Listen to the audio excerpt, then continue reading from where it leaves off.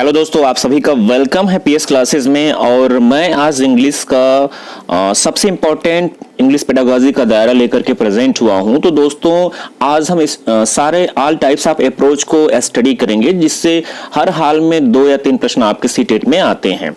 तो दोस्तों आगे बढ़ने से पहले आप सभी से यही निवेदन है कि लाइक सब्सक्राइब करें और ज्यादा से ज्यादा लोगों में शेयर करें। और ऐसी वीडियो पाने के लिए राइट साइड में बेल आइकन के बटन को दबा दीजिए। इस वीडियो को बनाने का मेन उद्देश्य है कि आपका सीटेट में 3 या 4 क्वेश्चन 100 में 100 सही जाए। तो चलिए शुरुआत करते हैं। और मेथड का भी मैं वीडियो बहुत जल्द दे दूंगा आपको। तो आज जो है स्ट्रक्चरल अप्रोच जितने टाइप्स के हैं मैं दे रहा हूं। और आज का जो मेरा एक टारगेट आपके लिए रखा गया है वो है 300 लाइक्स एंड 300 सब्सक्राइब। तो चलिए दोस्तों बात करते हैं कि इंग्लिश पेडागॉजी में अप्रोच का क्या महत्व है। चलिए, स्ट्रक्चरल अप्रोच का मतलब होता है संरचनात्मक अप्रोच। मतलब बच्चे को जब हम लैंग्वेज सिखाने जाते हैं तो उससे जो है हम क्या करते हैं कि पहले फॉरेन लैंग्वेज को सिखाने के लिए स्ट्रक्चर बताते हैं और अलग अलग स्ट्रक्चर हमारे इंग्लिश में होते हैं। तो देखिए यहाँ पर लिखा गया है the structural approach in English is a popular approach. ये जो अप्रोच है स्ट्रक्चरल अप्रोच जो है इंग्लिश का सबसे फेमस अप्रोच है। और इसकी क्या क्या चीजें हैं इंपॉर्टेंट हम देखते हैं। It is based on assumption that language teaching और English teaching can be learn through. ये कहा जा रहा है कि इसमें जो बच्चे को हम सिखाने की कोशिश करते हैं लैंग्वेज टीचिंग और English teaching can be learn through, वो एजम्पशन के थ्रू सिखाने की कोशिश करते हैं। मतलब एक स्ट्रक्चर का दायरा हमारा होता है कि सब्जेक्ट है, हेल्पिंग वर्ब है, मेन वर्ब है, ये कैटेगरी हम सिखाते हैं। और आगे देखिए systematic selection and grading of structure और सेंटेंस पैटर्न। अगर इसे हम समझने की कोशिश करें तो बच्चे को बताया जाता है कि this is assertive sentence, this is interrogative sentence और इंपरेटिव सेंटेंस। और इसका स्ट्रक्चर इस तरह से है, असर्टिव है तो सब्जेक्ट पहले है, फिर हेल्पिंग वर्ब है, फिर मेन वर्ब है। मतलब बच्चे को लैंग्वेज सिखाने के लिए हम स्ट्रक्चर पे ज्यादा फोकस करते हैं। एंड ग्रेडिंग ऑफ स्ट्रक्चर्स और सेंटेंस पैटर्न। और ग्रेडिंग्स अगर आप यहाँ समझने की कोशिश करें तो ग्रेडिंग वो होता है कि किसी सेंटेंस का जब हम स्ट्रक्चर बना रहे होते हैं तो उसमें वर्ड को सिस्टमेटिक तरीके से रखना ही क्या होता है, ग्रेडिंग होता है। तो दोस्तों आपने ये जाना और popularly known as structural approach के नाम से इसे हम जानते हैं। It was widely implemented in the United State the 1950। इसका जो यूनाइटेड स्टेट में 1950 में इम्प्लीमेंट हुआ था और इसका यूज किया गया था। तो basic principles underlying this approach is, इसके जो कुछ मुख्य प्रधान बातों को आपको ध्यान देना वो है कि लैंग्वेज इज स्पीच। इसमें भाषा को स्पीच के माध्यम से समझा जाता है। ठीक है, इसमें लैंग्वेज क्या, अगर पूछे कि in which approach language is learned by speech, तो आप क्या बताएंगे, ये जो हमारा है स्ट्रक्चरल अप्रोच है, नॉट राइटिंग, राइटिंग के थ्रू नहीं होगा। नेक्स्ट हम समझते हैं sentence structures are more important. जो स्ट्रक्चरल अप्रोच होता है इसमें सेंटेंस का जो स्ट्रक्चर होता है उसे सिखाने पर ज्यादा बल दिया जाता है, उसकी संरचना पर। Focuses more on sentences patterns arrangement word and phrase.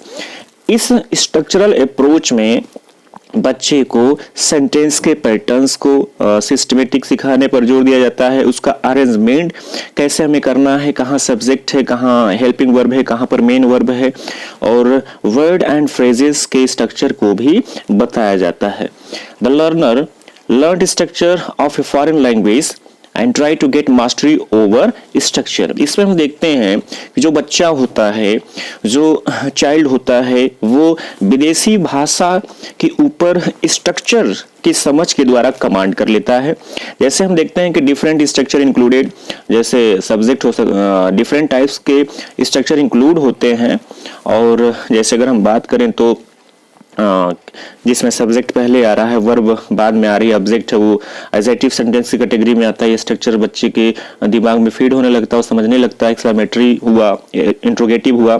तो इंपॉर्टेंट कैरेक्टरिस्टिक फीचर्स, इसके इंपॉर्टेंट कैरेक्टरिस्टिक क्या है, फीचर क्या है, वो जानते हैं।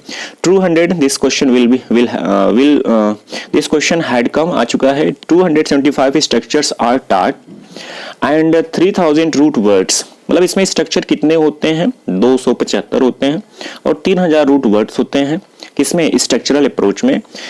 Structure are taught in an order simple to hard, इसमें जो है सरल से कठिन की तरफ स्ट्रक्चर को बताया जाता है।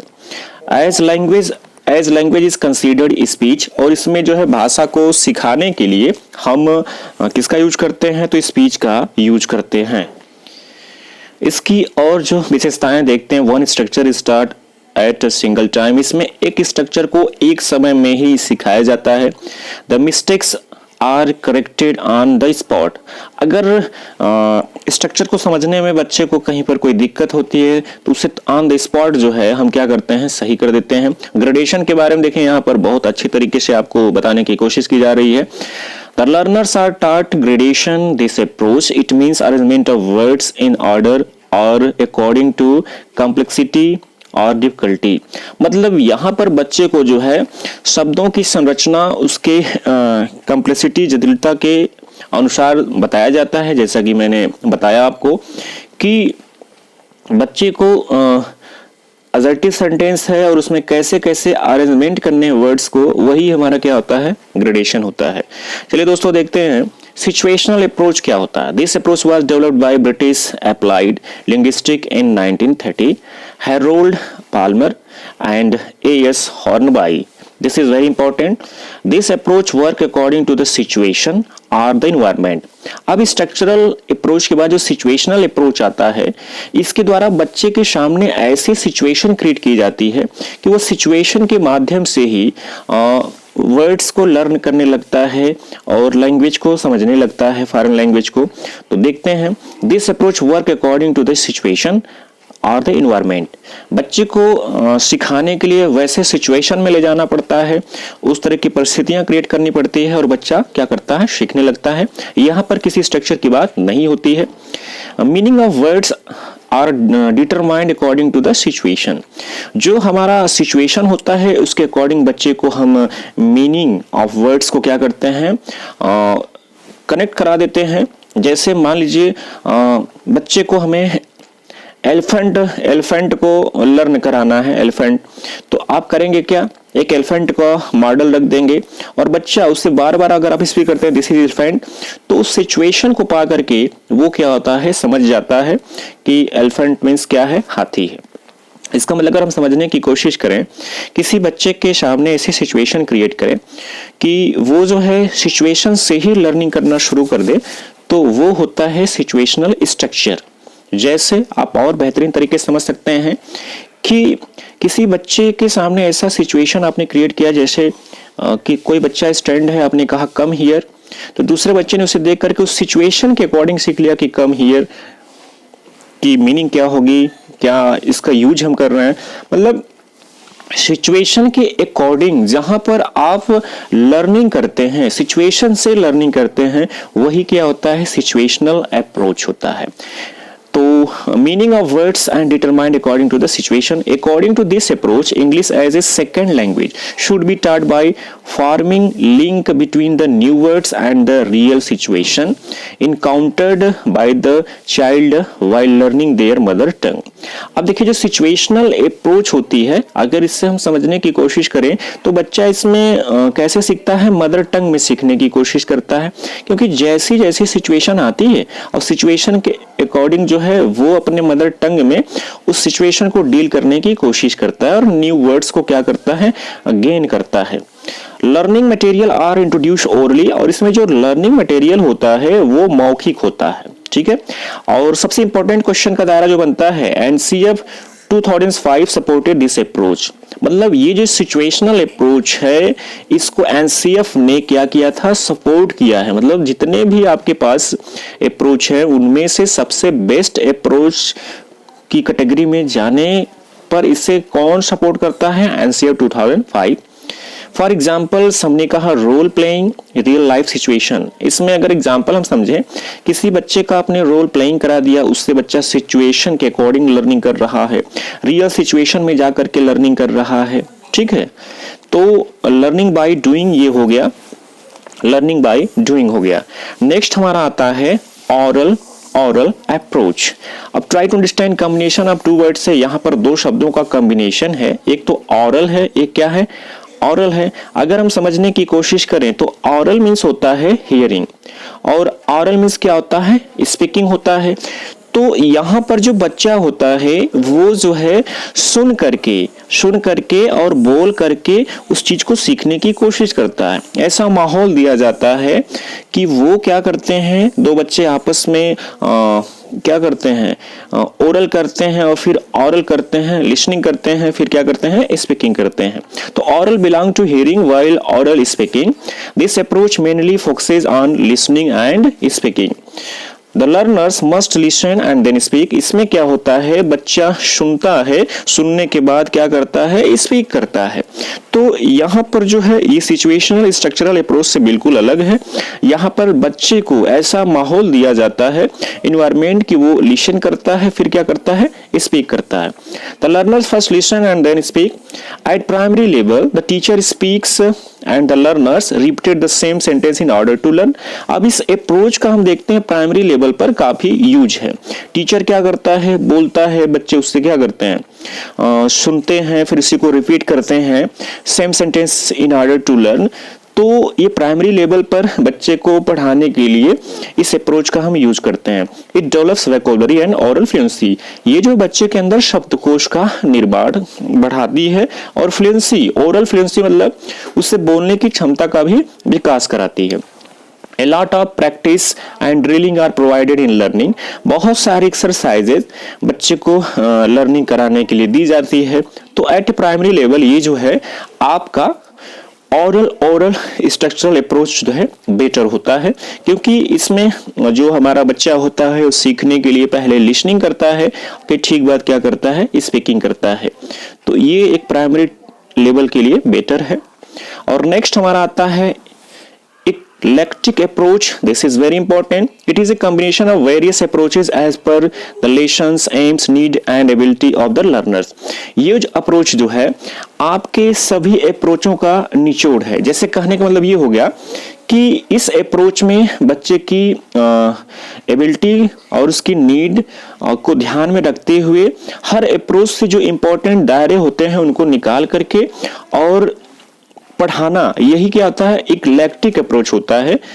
और ये जो मान लीजिए, जैसे कि मान लीजिए आपके सामने मान लीजिए दोस्तों, यहां पर हम बात कर रहे थे इलेक्ट्रिक अप्रोच के बारे में. तो इलेक्ट्रिक अप्रोच जो होता है, it is a combination of various approaches as per the lesson, aim, need and ability of the learners. तो अगर हम समझने की कोशिश करते हैं तो जैसे स्ट्रक्चरल अप्रोच था, वहां पर स्ट्रक्चर को आप जो है फोकस कर रहे थे, और सिचुएशनल था, वहां पर सिचुएशन को फोकस कर रहे थे, ओरल था, वहां पर आपने लिसनिंग और स्पीकिंग पे बल दिया. लेकिन जो इक्लेक्टिक अप्रोच होता है, इसमें हम सारे अप्रोचों की जो जरूरतें होती हैं बच्चों को पढ़ाने के लिए, उनमें से इंपॉर्टेंट अप्रोच को हम लेकर के बच्चे के एम, नीड एंड एबिलिटी के अनुसार हम जो है यहाँ पर टीच करने की कोशिश करते हैं. The best part of speech approach is taken and applied in the class to teach the student.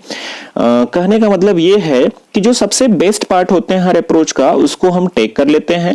जैसे कि स्ट्रक्चरल का कुछ इंपॉर्टेंट ले सकते हैं, और सिचुएशनल का ले सकते हैं, नेचुरल का ले सकते हैं, ओरल का ले सकते हैं, और जितने भी अप्रोच है उनमें से इंपॉर्टेंट चीजों को नीड टू लर्नर्स के अनुसार लेते हैं और इसमें हम यूज करते हैं. This it is a bored method at all. इसीलिए इसे कहते हैं कि बोरेड मेथड है, मतलब सब में से कुछ इंपॉर्टेंट चीजें लेकर के और नीड के अनुसार लर्नर के हम इसमें टीचिंग करते हैं. नेचुरल अप्रोच देखते हैं क्या है. This method of language teaching was developed by Stephen Krashen and Tracy Terrell in late 70s and 80s. Try to understand this question will had come. ये क्वेश्चन आ चुका है और बहुत इंपॉर्टेंट है. नेचुरल अप्रोच से ही पता चल रहा है कि एक नेचुरल अप्रोच है, प्राकृतिक अप्रोच है. और language is seen as a vehicle of communicating meaning and message. यहाँ पर हम देखते हैं जो बच्चा लर्निंग करता है वो कैसे करता है, नेचुरल वे में करता है. नेचुरल वे का मतलब क्या हो गया, लैंग्वेज उसके लिए एक vehicle for communicating meaning and message होती है. वो भाषा को कम्युनिकेटिंग के माध्यम से और एक तरह से समझिए तो यहाँ पर एक्विजिशन की बात आती है। Natural approach related to acquisition, वो नेटिव लैंग्वेज में चीजों को समझने की कोशिश करता जाता है। Communicating meaning and message. Vocabulary is of greater importance, इसमें जो है वोकैबुलरी को ज्यादा हम वरीयता देते हैं। It emphasis on comprehensive input, ये जो होता है बच्चे के अंदर समझ करके बोलने या लर्निंग करने की एबिलिटी देता है। तो इस अप्रोच में क्या है, नेचुरल है, मतलब सेल्फ जो है, जहां पर सेल्फ की बात आ जाए, बच्चा स्वयं अपने हिसाब से प्रोडक्टिविटी करता है, अपने सेल्फ करता है, वो हमारा जाता है नेचुरल अप्रोच की तरफ। मतलब इसमें क्या होता है, बच्चे को ना तो सिचुएशन दिया जाता है, बच्चे को ना तो स्ट्रक्चर दिया जाता है, ना तो बच्चे को लिसनिंग और स्पीकिंग कराई जाती है। तो अगर ये सारे दायरे नहीं होते हैं तो फिर बच्चा सीखता कैसे है, सेल्फ सीखता है। सेल्फ माने नेचुरल अप्रोच का मतलब ये हो गया कि अपने से ही वो सिचुएशन स्वयं क्रिएट करता है, स्ट्रक्चर स्वयं समझता है, तो वो क्या होता है, कॉम्प्रिहेंसिबल इनपुट होता है। मतलब अपने आप से जो बच्चा समझ करके लर्निंग करता है वो नेचुरल अप्रोच के अंतर्गत आता है। अब देखते हैं नेचुरल के बाद हमारे सामने जो दायरा आता है कम्युनिकेटिव अप्रोच का आता है। कम्युनिकेटिव अप्रोच की हेडिंग से भी आपको पता चल गया होगा, यहाँ पर this approach lays a great emphasis on the use of language. ये जो अप्रोच होता है बच्चे को ज्यादा से ज्यादा बोलने का ऑप्शन प्रदान करता है। क्या करता है, चांस देता है। It Lay's less stress on grammar and emphasis on a language use. ये जो है ग्रामर के यूज को रोकता है and emphasis on language in use, और ये सिखाता है कि बच्चा कम्युनिकेशन करके सीख सकता है। It enable student to communicate his ideas in the better way.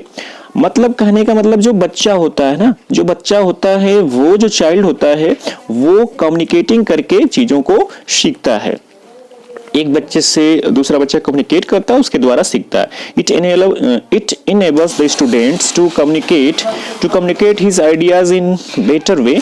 The socio-linguistic Dale Helms educated this approach. तो इसमें जो होता है ना, बच्चा एक दूसरे से डिस्कशन करके कम्युनिकेटिव अप्रोच और ज्यादा सीखने की कोशिश करता है। इसके जो सपोर्टर थे सोशियो-लिंग्विस्टिक डेल हाइम्स थे, उन्होंने इसका educate this approach. The main purpose of teaching language is the, तो यहाँ पर जो आपने ओवरऑल सीखने की कोशिश की, यहाँ पर बच्चे को खुद जो है एक दूसरे बच्चे को कम्युनिकेट करने का अवसर दिया जाता है और इसके माध्यम से वो क्या करते हैं, सीखने की कोशिश करते हैं। कंस्ट्रक्टिव अप्रोच क्या होता है?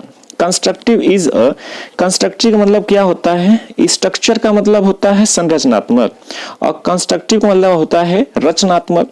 Constructivism is an innovative strategy in which student construct there knowledge themselves through interaction with each other on the basis of previous experience।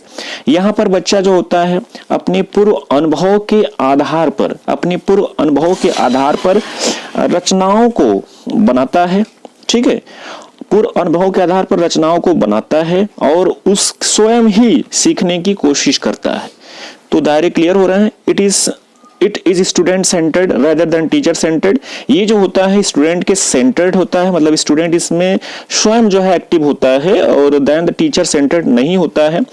Which teacher acts as a facilitator होता है। इसमें teacher जो होता है केवल एक सुविधा देने की कोशिश करता है, बच्चे को वैसा माहौल देता है और बच्चा स्वयं जो है क्या करता है, स्ट्रक्चर का निर्माण करता है और उसे स्वयं जो है नॉलेज लेने की कोशिश करता है, गेन करता है।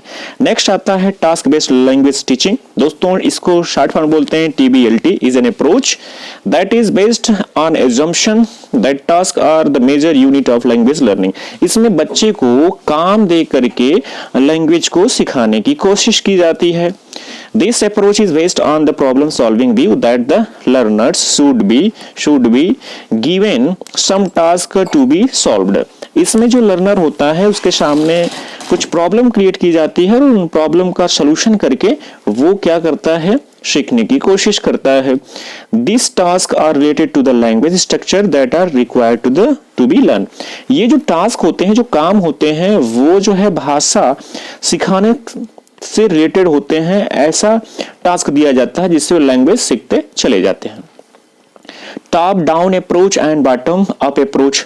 दोस्तों इस अप्रोच को समझते हैं। बॉटम अप अप्रोच से मतलब ही हो गया कि मतलब बॉटम अप से मतलब नीचे से मतलब कि सरल से कठिन की तरफ सिखाना। From basic to advance like word phrase and then sentence we can say from whole to parts. कहने का मतलब यहाँ पर बच्चे को सबसे पहले सरल चीजों को बताया जाता है, जैसे वर्ड्स को बताएंगे, फिर फ्रेज को बताएंगे, फिर स्ट्रक्चर फ्रेम करना बताएंगे, और इस तरह से आप जो है कठिन की तरफ चले जाएंगे। जबकि टॉप डाउन अप्रोच को अगर हम देखते हैं, from advance to basic like complex to simplicity, सबसे पहले इसमें जटिल चीजों को आप देते हैं और उस जटिल से सरलीकरण की तरफ आते हैं। जैसे सेंटेंसेस दे देंगे, सेंटेंसेस से फिर आप सकते हैं वर्ड्स में, वर्ड से फिर आप आ सकते हैं लेटर्स में, और लेटर से आ सकते हैं अल्फाबेट्स में। तो ये सारी चीजें जो है टॉप डाउन अप्रोच में दी जाती है। मतलब कि टॉप डाउन का मतलब कि जो है कठिन से सरल की तरफ। तो दोस्तों आपके डिमांड पर मैंने इस वीडियो को बनाया, और वीडियो ऑन डिमांड था, और इसके बाद भी जितने भी इंपॉर्टेंट हैं आप कमेंट करके बताइएगा कि कैसा लगा। अब मैं वीडियो बना करके आपको देता रहूंगा, और पीएस क्लासेस इंग्लिश का पूरा कंप्लीट सीडीपी आपको देगा। और इस वीडियो को ज्यादा ज्यादा लोगों में शेयर करिए, लाइक करिए, सब्सक्राइब करिए, और कैसा लगा वीडियो कमेंट करके जरूर बताइएगा। एंड तक आपने वीडियो को देखा, thank you so much everyone.